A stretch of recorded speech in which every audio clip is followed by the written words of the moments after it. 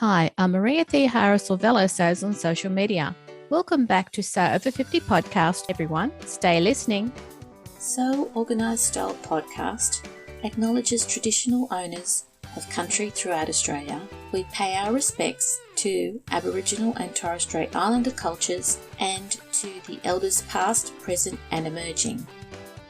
Thanks for joining us on this Sew Over 50 podcast as we continue with this series featuring the men in the Sew Over 50 community. Sew Over 50 intersects with all communities. Christopher is a new sewist, and I thought you'd like to hear from a man who sews and who is also investing in his sewing practice.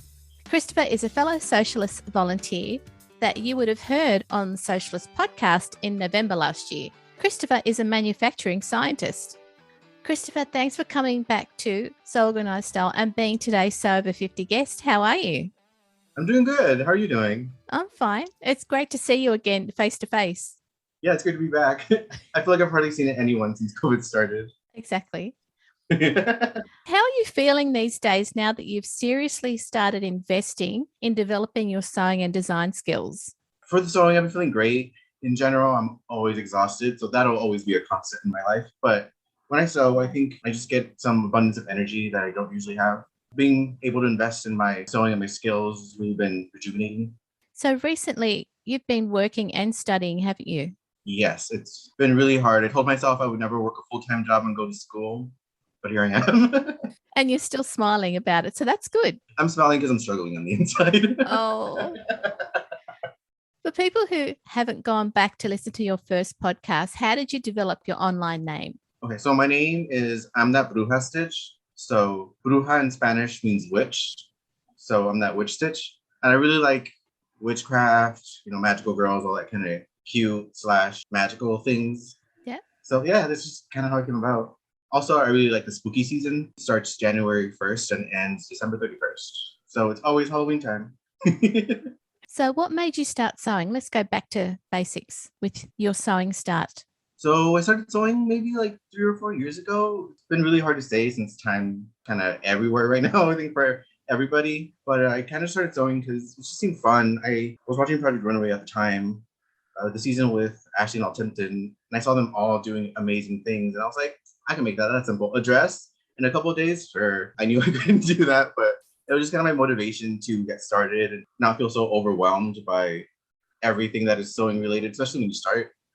So yeah, that was just my motivation. I wanted to create awesome things and discover what my fashion sense was outside of traditional ready-to-wear.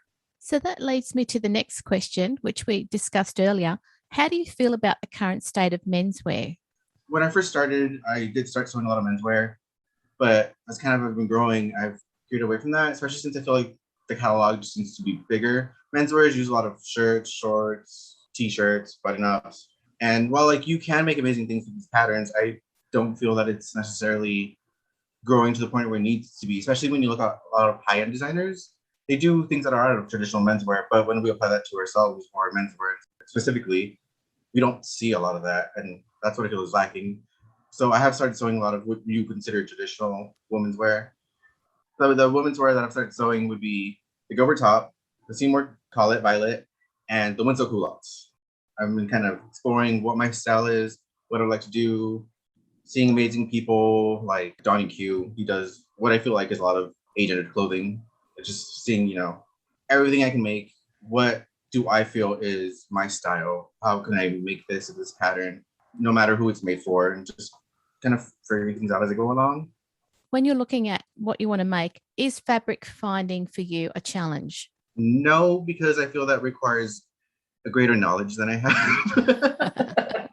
And I say that to mean that I do try to pick the best fabric I can. Usually what I try to do is I find a pattern and then I'll try to find a fabric. Sometimes I'll find the fabric and let that speak to me. So it's kind of like a little bit of both. I try not to get so stringent about how I'm going to make stuff, because then that's usually when I run into problems and I run into project paralysis, which is like, I can make this out of this, but I need to find both. Or I have this great fabric that I really want to make something out of, but I don't necessarily have the right pattern. So let me pull up 20 different patterns and pick the right one, but they're all slightly different. They all look really cool. And yeah, I go down that rabbit hole if I get too specific about what I want. So I just try to go with flow.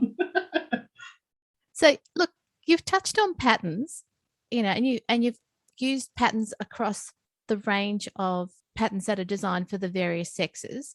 Are there any patterns that you favor? If I can find patterns that have gender or non-gender wording, then I'll try to go for those.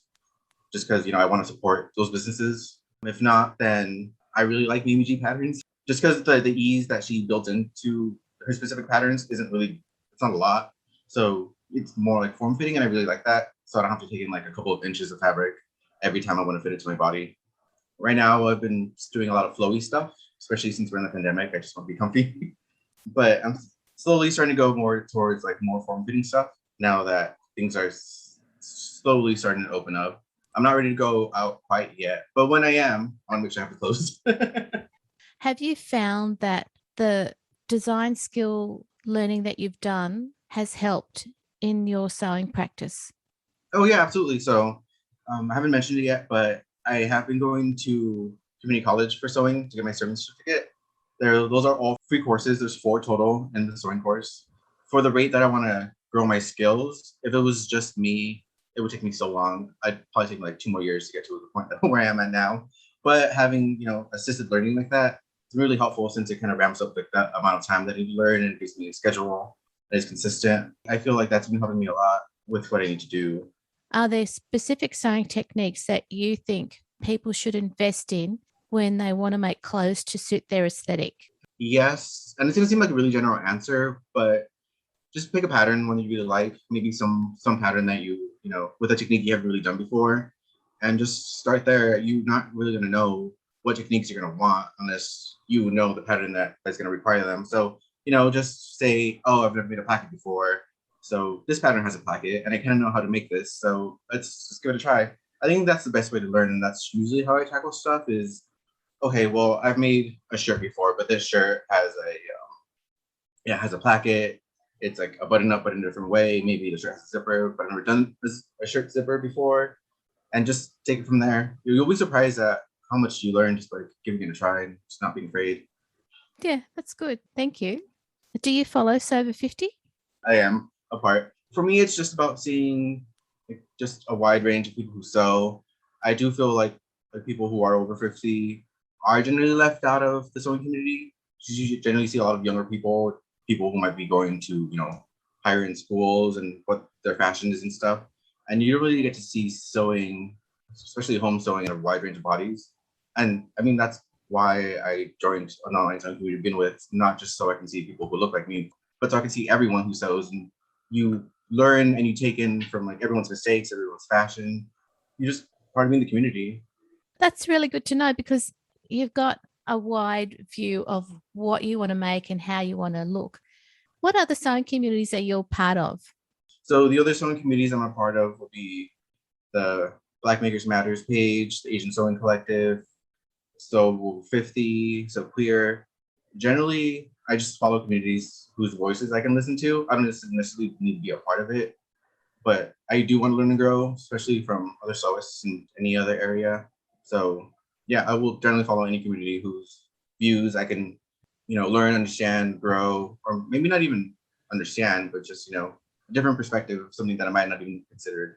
I think it's important for all of us to just listen to everyone and anyone who feels like they need to be heard or is part of this community. I think that's kind of why we're all here, right? That's right. No, thank you. Thanks for thinking that one through on the spot after being so tired too. Yeah, no problem. What advice would you give listeners who are thinking of following you to make their clothes speak for who they are? I think for me, what's been really important is when you first start, it's really important to surround yourself with a community or communities that listen and learn and that you can do the same to. And surround yourself with people who won't judge you. I think that's really, really important for me because everything I've made that I feel that people might have judged me for was never really the case, specifically because I already started with that in mind. I think that's really important. I think if you are like me and you really want to grow your skills, but you need some sort of external motivation, maybe look into your local schools. Right now, mine is doing online sewing classes. So I don't have to go into a location. It's all online. It's really easy. You can go to work, come home. Simple in that sense. Good. Yeah. And just find something you really love. For you, if it's exploring different skills and techniques to do that. Maybe find a pattern you like or skills you want to learn. If you just like making basics, then just do that. Just do what you love, and it'll speak, and people will follow, listen. Chris, where can we follow you online? You can follow me online at I'm That Bruja Stitch on Instagram, and that's it. Or in San Diego if you're local in the area. Chris, thanks again for coming back on to So Organized Style podcast.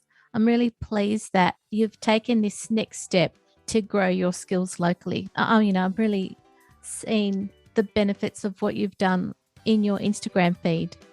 Thank you. That really means a lot, especially since I feel like I'm a slow sewist. It's really hard for me to output clothes. It really doesn't mean a lot that people are looking and liking what I do. And as always, it's been a pleasure chatting with you. Anytime. Thank you again, Chris. It's really good to see you again. Thank you. And have a lovely day, listeners. This episode of So Over 50 podcast on So Organized Style was produced by me, Maria Theoharis, with permission of Christopher, sound by bensound.com. You can subscribe to So Organized Style podcast, but with an S, not a Z, on all good podcast apps. Please give us a 5-star rating and review whenever you listen to our podcast. If this is the first podcast you've listened to, make sure you go back and listen to our So Over 50 archive and catch up on this series about men who sew. Post any questions or suggestions you have on our Instagram account at So Organized Style or on our website at www.soorganizedstyle.com or on our Facebook page. We look forward to joining you in your sewing room next time. Stay safe, everyone.